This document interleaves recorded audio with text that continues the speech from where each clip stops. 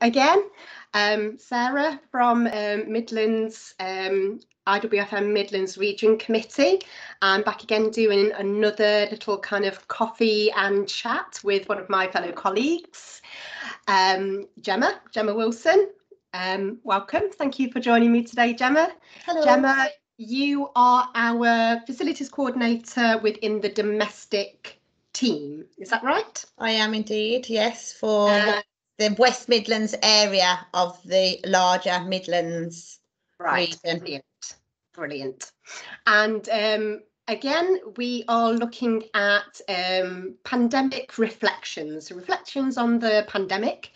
How far, I'll say we, I've only been in NHSPS for 2 years myself, but the royal we, you and your team, your managers, etc., how far you've come, so reflecting on how it all kind of started and the whole journey, and as we come out of the pandemic as well, what sort of are we emerging stronger, do you think, and all of that sort of stuff. So that's kind of the direction of our little podcast, if we want to call it that, today.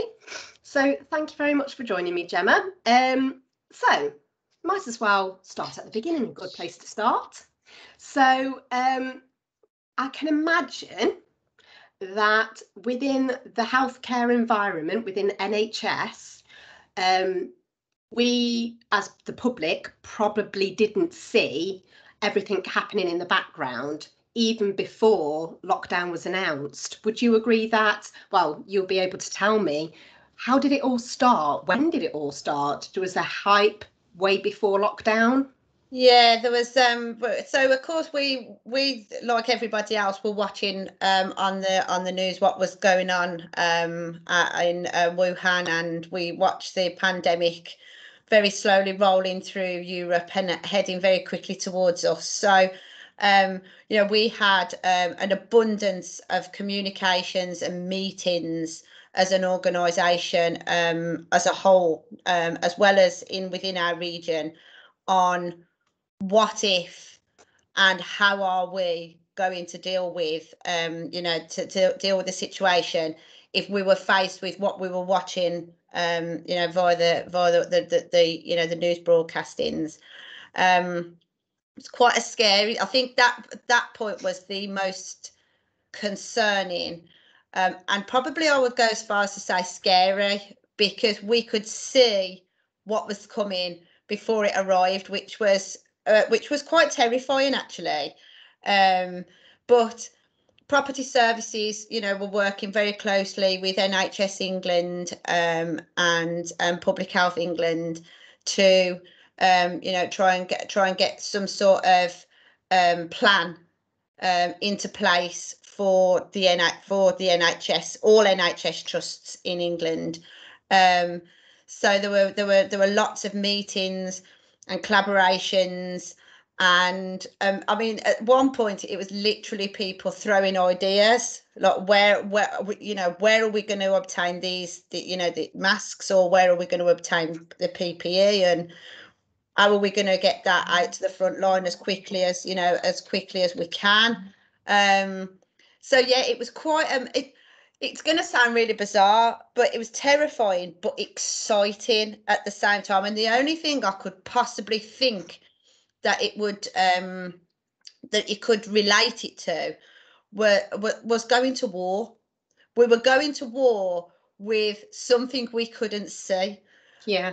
And that was the terrifying part of it. But we knew, as an organisation, as a member of the NHS family, we knew that we needed to play a huge part in keeping the NHS rolling, and keeping things moving. So yeah, it was.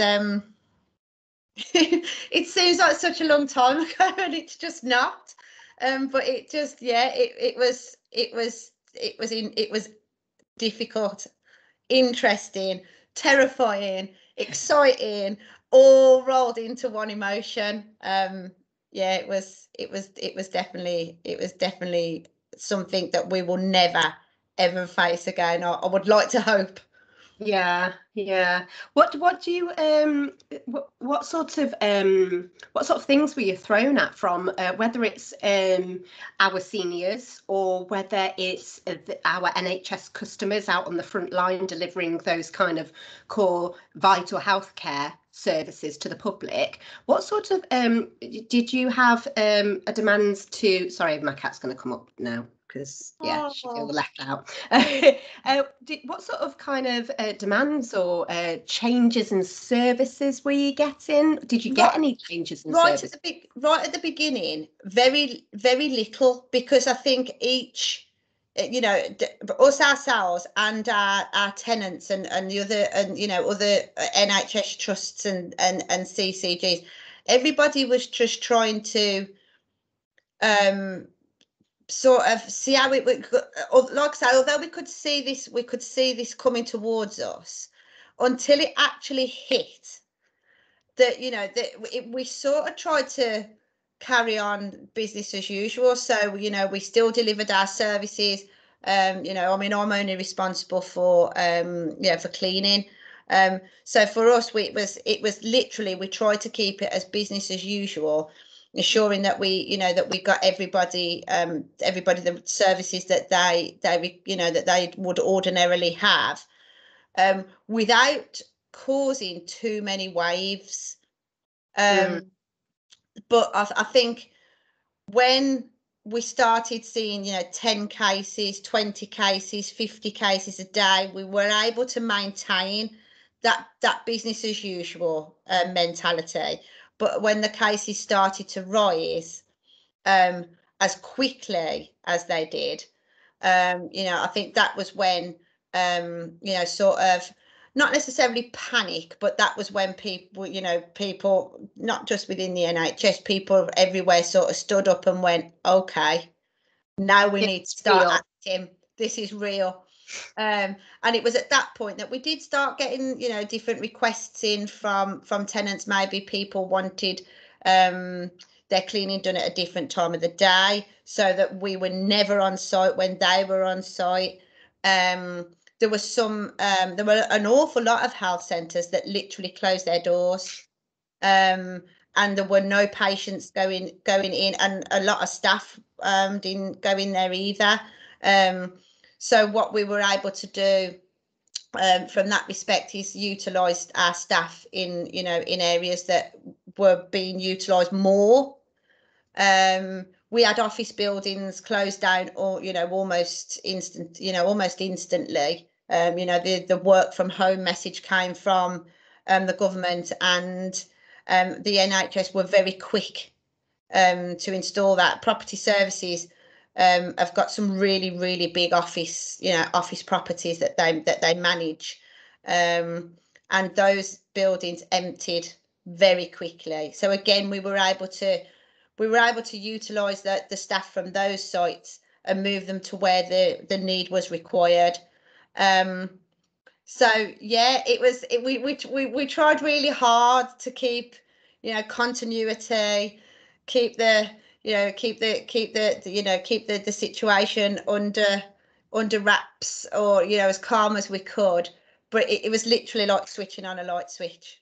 Yeah. One day it was BAU, the next day it was all systems go. So yeah, it was we just responded as our tenants required. When they asked, we responded, and to my knowledge, there is not one request we didn't tender to. So that's fantastic. That screams how well we managed.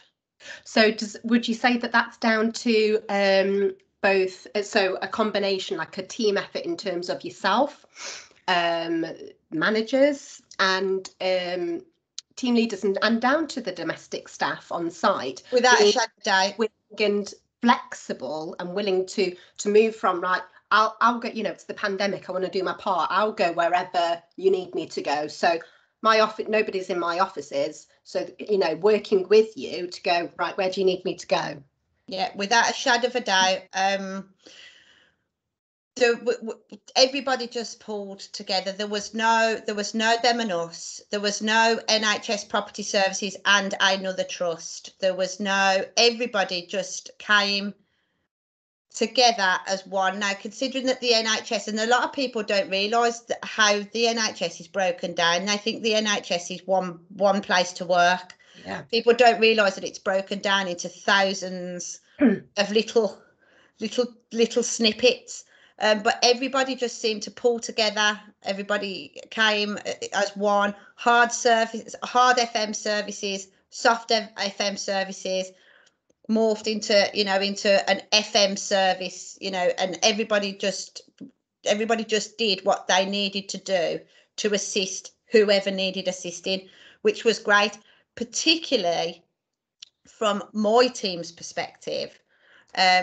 Everybody in the FM world knows that the domestic team sometimes don't get the credit that they deserve, even though they are recognised and they are appreciated. Sometimes that doesn't always come through to frontline, to the frontline workers. But we had management out cleaning, we had management out fitting dispensers. And the front line got to see that, which was really good, which was really nice actually to see. Management that wouldn't normally be seen on the front line were just out there with their gloves on, doing what was needed. It was a terrible time, but an amazing time for me, for the FM world. What's that saying? I can't think. Is it? I'm trying to think of who it was that said it. It was one of the notorious politicians that said that it was the best of times, but it's the worst of times. Yeah, it's kind of like totally. that. Like you said, it's like we're at, going to war with something that you couldn't see, and it's kind of like that, isn't it? And I think it was. So do you think that that really kind of spoke volumes for your frontline staff in terms of seeing managers out getting stuck in and doing their bit alongside them? And it was like you were saying, there's no them and us. It was like we're all one team. We all need to, get together and do what needs to be done for the NHS. Yeah, I think it was great for the front line to see that happening. Like I say, it was something that they've probably very rarely experienced before, if ever. And yet they got to feel that when the chips were down, and they were the people that needed the help, that everybody just rushed in to keep them afloat. So yeah, you're right. It was the worst of times, but the best of times. Did you? I suppose it takes that sort of situation, doesn't it, to show the best in humanity? The worst times would show, the best out of people, I think. Yeah, no, I agree. Yeah, definitely. Did you have any issue staying on the kind of people front? Did you have any of your team members who were maybe a bit nervy? You might have. Did you have any staff that potentially had to shield, or they were maybe not necessarily needed to shield, but they were concerned about being on the front line because they had people who they had needed to look after at home who were clinically vulnerable, or they were themselves? How did you sort of manage that? And I suppose the different question is keeping up the morale side of things. Yeah, I mean, we had a variety really. I mean, we did have shielders. Not as many as we could have ended up with. We did have, I think it was about maybe 50 at the height that had been told and received letters from Matt Hancock to say that they needed to stay and at home and shield. And what was really touching from those people were, these are people who had previously, had cancer. These are people who are currently battling cancer. And these are people who, had got chronic asthma, COPD. And what was really heartfelt was that they wanted to fight the cause with us. But of course, we could, as an organisation, we couldn't allow that to happen. which was, and they were like, no, I want to be, I want to be in the trenches, and we had to sort of say, no, we would love to have you on board, but we just can't. We need to protect you. That's it. And we had a few people who right at the beginning, in the height, so sort of April, May 2020, we had quite a few folk that were extremely anxious, particularly going back to me saying about office blocks closing down.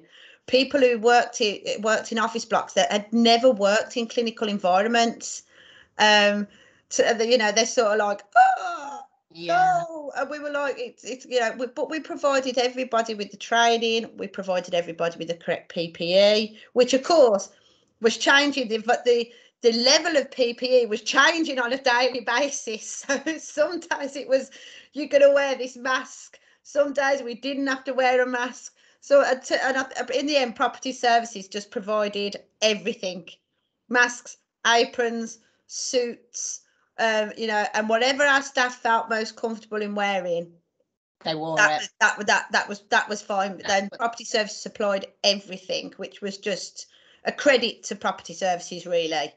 Were there any issues with getting PPE, or?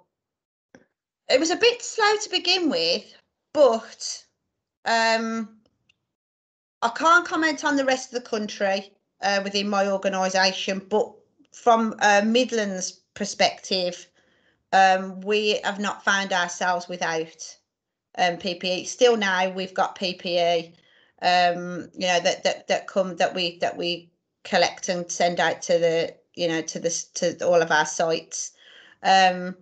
But yeah, we trained everybody back then to clean in clinical environments. We trained them how to be cleaning to a COVID standard, because there was a slight change in how how we did things and the frequencies that we did them.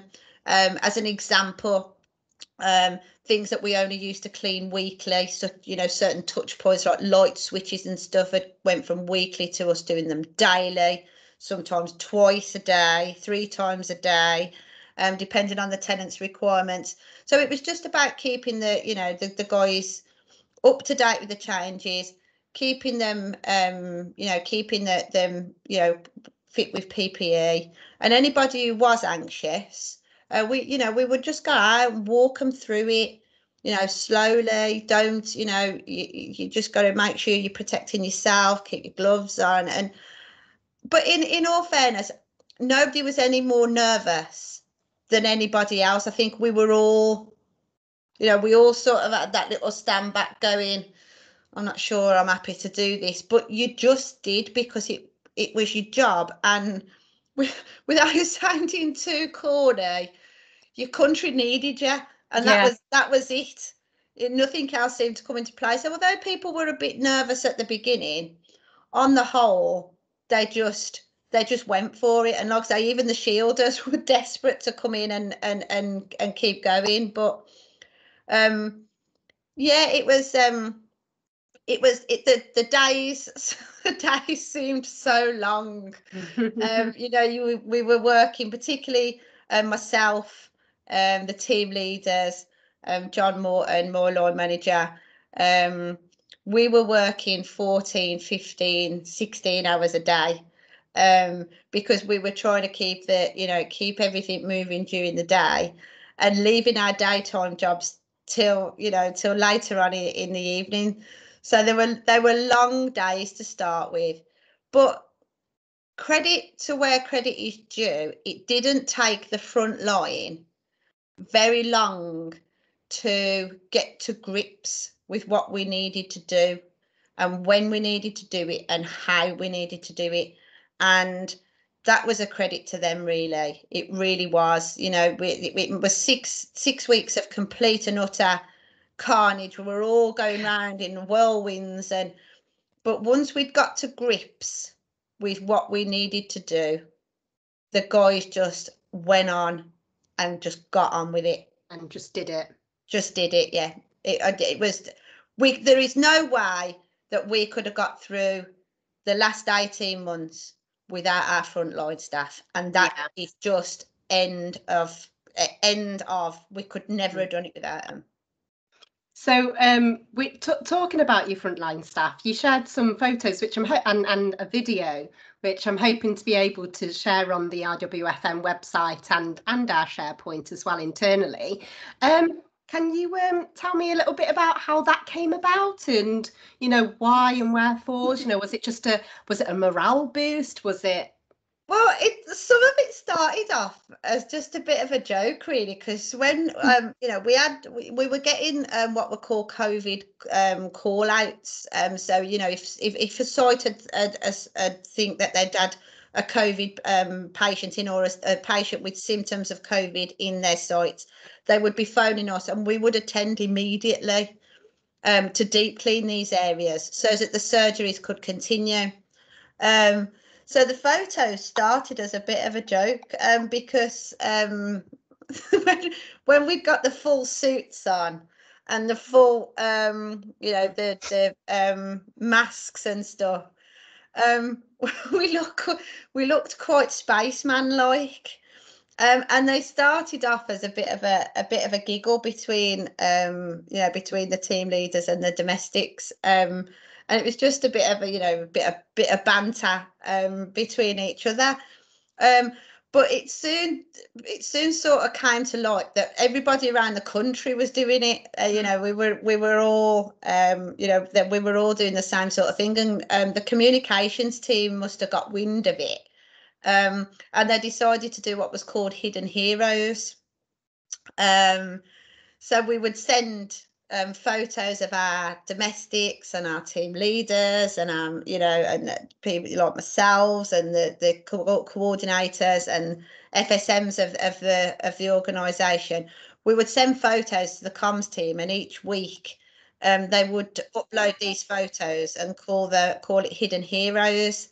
So people who like other areas of the business that we don't come across very often, sort of like TSSs and the direct labour guys that we very rarely come into contact with. We all got to see each other's faces. So it was sort of one of the first times that we'd actually, we could actually see people from other areas of the, the business, from other disciplines, and see their faces, or even put faces to names, which was great. The video that I sent you, I cannot take any credit for that at all. That is our team in Notts Derby. Oh yeah. And they just wanted to do something a little bit upbeat, a little bit different, and that they changed the words to the Pet Shop Boys Go West. Completely changed the lyrics. And I'm not even sure who's responsible for it, but if you do get to show it, if you do get to see it, it's definitely worth a watch. It's absolutely fantastic. So a big shout out to John Heath and Karen Hall and their team for putting that together, because it was just brilliant. It's absolutely brilliant. There's some lyrical geniuses there. Just yeah, it was fabulous. Yeah, absolutely. And I suppose that's probably adds to the kind of, trying to keep the morale up, and trying to sort of, in such a kind of dark time where, it's really hardcore and all of that sort of stuff. And you've got some staff who are a bit worried, and some staff who are like, they're tired, they may be doing extra hours and that sort of thing. It's sort of a little bit of a respite, and it also brings it back to what it's about, doesn't it? Oh, because yeah, definitely. They were meaningful lyrics, weren't they? So yeah. I mean, we were working flat out. We were watching members of our team drop off because they'd contracted COVID. I believe, don't quote me on the numbers, but I think we, as an organisation, we were, I would say, lucky in the grand scheme that we only lost one employee through the pandemic from another part of the country. We were coming home at night watching the same news bulletins that everybody else was watching, and it was dark. We were stuck in our homes, couldn't go anywhere or do anything, So yeah, we in some sort of dark comedic sense of humour, we had to keep ourselves amused, because you could have just become so engrossed by the situation, that, you know, I mean, we look now at, you know, the way that mental health figures have gone up across the UK, and how people have suffered, you know, because of the pandemic. And some people would say, probably say we were, it was inappropriate, but it got us through. It got us through. And, you know, I know people who work in, you know, in inpatient facilities and hospitals around the country, and it would seem that it was the only way to get through it, was to beat the pandemic. You needed to let the pandemic know that it wasn't going to beat you. Yeah, absolutely. Yeah. The TikTok crazes and all that sort of stuff. It keeps. Oh yeah, bit of the week. Yeah, bit of that going on. Yeah, yeah, it was. Yeah, definitely. It just needed to be done. So you mentioned about in terms of levels and staff coming down with, you know, so you've had staff isolating. Sorry, you had staff isolating, and you had staff who contracted and had to, you know, self-isolate and be treated themselves with COVID. Did you get to any sort of critical levels, or is that where you referred to you had all hands to the deck and you had people from other areas of the business, like managers and different disciplines, supporting? Did that happen a lot? Well, we were very lucky. We joined forces with the talent acquisition team, who were just, well, they were great, really. Lewis Flavel, one of the guys who works in recruitment, he was the first one to jump on to the Midlands region, and we pulled pretty much anybody off the street anybody who wanted to help people who were furloughed, people who had been made redundant, people who you know, they just wanted to do their housewives, grandmothers.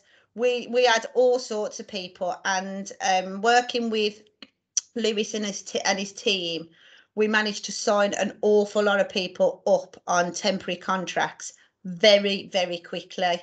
And with some of them still work for us now, in terms of covering you know, the COVID sites that we still manage. So they were absolutely brilliant. But we've got McDonald's workers, we've got council workers, we've got people who've come out of retirement, mums that have been at home for many years looking after the kids. They've come and done hours for us. So we did lose a lot of staff. We did get to what I would say was a critical point. I wouldn't have admitted that at the time. I'd have been like, no, we will soldier on and we will get through it. But if we're looking back now, it was getting pretty desperate. But yeah, with the help of Lewis, Lewis in recruitment and his squad, the turnaround for signing up temporary staff was saved us, really. Yeah. So we did get to a critical point, but we never missed a clean. We never failed on a call out. We never missed a service. We never missed an SLA. We hit every single one, every single day. And like I say, the only people that I can credit for that is the frontline staff themselves. Fantastic. I think these are the sorts of things that people don't see. Yeah. I know that people don't see, you know, FM is very much a hidden industry, like you say, hidden heroes. Anyway, we make things happen in the background so people can focus on what they need to do for their day job, you know, so that they don't have to. But I think throughout a pandemic, it's even more, you know, and this is why I wanted to have this chat with you today, to sort of highlight, you know, everything that went into the background and the kind of struggles that you had and what kind of went into that. So it's great to be able to get an insight, a little bit of a snippet into that. You mentioned about the COVID sites, like the hot sites and whatnot. What about the vaccine sites? You know, we've had some. I've called them like pop-up sites, so or some sites whereby they've had to take away, you know, get recommission, for want of a better phrase, a mothballed site to bring it into either a hot site or a vaccine site. With the vaccine centres and the hot sites, how involved have you been, and were you in terms of that? Did you have to work really quickly and say, right, we've got this new marquee and you need to clean it every day or whatever? Yeah, I mean, with regards to the hot sites, they were quite difficult to get to grips with, because we needed to find domestic staff that were prepared to go into an area or a building where we knew COVID was going to be. So we were asking those people to put their own health and life really at risk to keep these buildings clean and as safe as possible. And we smashed it. We've still got hot sites going now where we've got a site in the centre of Birmingham, in Aston, where we've got a domestic there on site all day long, whereas normally the domestics would be there for 2 hours in the morning, small snippet clean, and then we've now got people there all day. We've got another one down in the Spark Hill area of Birmingham again, and we've asked, our staff have gone, I'll do that, yeah, no problem, of course I'll do that, and yeah, it's been nothing short of amazing that they will be prepared to put themselves in that environment. Now, of course, a lot of our staff have been vaccinated. They're in a much better position. But at the height of COVID, before the vaccination program was even, it was just an idea on a bit of paper, we still had staff putting themselves into those environments, and for what are the lowest paid people within any organisation, you can only raise your hat to them really and say thank you. Just there's not much more you can do for them. With regards to vaccine sites, seems slightly more positive to talk about the vaccines. But the sites have popped up, and again we've as the tenants or the trusts have approached Property Services to provide these these services for them. Again, we've been able to oblige. We've got people working weekends now that wouldn't normally have worked weekends. People working 9-10 o'clock at night, because the vaccine sites don't close till sort of 8 p.m. 9 p.m. So yeah, and again it hasn't been a struggle to do these things. I think if 2 years ago we'd have said to some of these domestics, oh, will you work the weekends or will you work all day, they'd have looked at us like we'd gone mad. Whereas now there's not many you can't approach and say, we've got a situation here, are you able to help? And they just will. I can't give enough praise to the front line. I can't. It makes me emotional actually thinking about it. And anybody who knows I'm not an emotional person, but it does make me emotional of how they've stepped up and the situations they've put themselves in for the cause. It's just been brilliant. That's fantastic. I mean, it's just like you say, it's just testament to the team, testament to people, and we are people industry. It's not you know, we wouldn't have the places if it wasn't for the people, and you know, so it's fantastic that we've got such an incredible domestic services team within NHSPS. Obviously, like you said, can't speak for the rest of the country, but yeah, it's made your job much easier, and the situation that we've been in, not as they've helped making it what it is, and such a success from that kind of perspective, I guess. Yeah. As we're coming out of, well, fingers crossed, as we're coming out of the pandemic, you never really know, do you? No. Unprecedented. What sort of challenges do you think, from a domestics point of view, if at all, you'll experience as we come out of the pandemic? I think people, domestics, and not just domestics, I think people across the country, across the world, are going to find it really difficult to return to normality. So if I look at it from, you know, from my industry and my team, what I mean by that is, where things have been so intense and so particular, and you know, things have had to, you know, sort of, you know, the simple things like you can't, you know, you don't go anywhere without, you know, you don't go into work without your mask on, and all those little things that soon enough are going to revert back to, you know, to what we would call normal. I think they're going to struggle with that, because everything, they say that you do, if you intend to change a habit, if you do things, you know, 3 or 4 times over for a period of 3 or 4 weeks, it becomes the norm. Psychologically, it just becomes normal.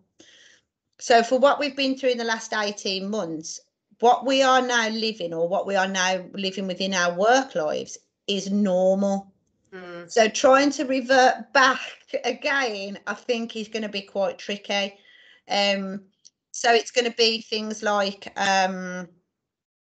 you know, going back to not having to work till 10 o'clock at night because you've got a vaccine site, not having to walk that door handle 3 times a day, not going back to the old cleaning schedule where we only do these things weekly and not daily. And I think those things are going to be really, really tough, you know, for them to comprehend.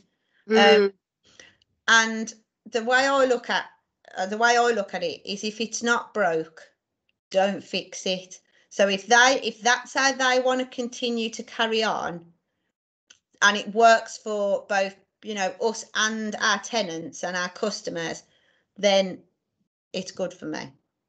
I don't want to mess with their minds again, like I had to at the beginning. So it's but yeah, I think it's going to be difficult to return to normality for everybody. How do you think it's changed the whole pandemic? So the kind of topic of World FM Days, emerging stronger. Would you agree that that's how you've come? Because we mentioned at the beginning, well, before we started recording, you've been in the healthcare, as in NHS, with one hat or another throughout your whole career, would it? Or pretty much, yeah. About 12, 15 years I've worked either within or alongside the NHS. So would you say that experience and your contacts and all of, you know how everything works, has that helped with the pandemic? Or helped you prepare, manage, calling favours? No. No, I don't think it has, no. Yeah, look, obviously with the experience that you've built up over the years within your industry, of course you play to everybody's strengths. You know what everybody's strengths are. You know who you can go to for certain requirements. But I don't think no matter how much experience or how strong you are as a person, or how strong your team is or was 18 months ago could ever have prepared us for what we faced. Because we were facing, like I said earlier, we were at war with something we couldn't see.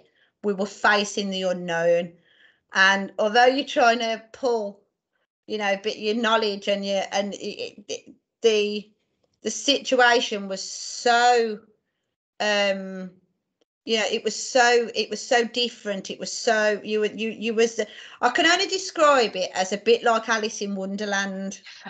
Yeah. It was, you know, it was just nothing made any sense. Yeah. And yeah, but now we look, if we look at where we are now, both as an individual team, as a team within an organisation, and as an organisation and part of an organisation, part of a much bigger organisation, I don't think you could throw anything our way now and us not be prepared for it. I'd like to think I'm just going to touch some wood there. Bold statements. But no, I think, you know, when you face something like we just have, I'd like to think those are one in a lifetime, maybe. I'd like to think so. I'd like to think so, but yeah, we've learned a lot, and everybody I'd like to think would say that they've learned a lot, not just about their industries, but about themselves during this time. It's been almost refreshing in a really strange way. Yeah. It certainly seems that way, and like you're saying, it sounds to me you've come out of the other side stronger, more resilient, like you say, kind of water off a duck's back, any of the challenges that kind of comes along the way, that's other than COVID. Yeah, I know when somebody comes at me now for something that's not COVID, I'm like, oh, is that it? Come on, test me, guys. Test me. Give me a real challenge. But yeah, I am pleased that we're coming, you know, out the other side. You know, the vaccination program has been great. So, you know, here's to the rest of 2021 and into 2022, which when hopefully, yeah.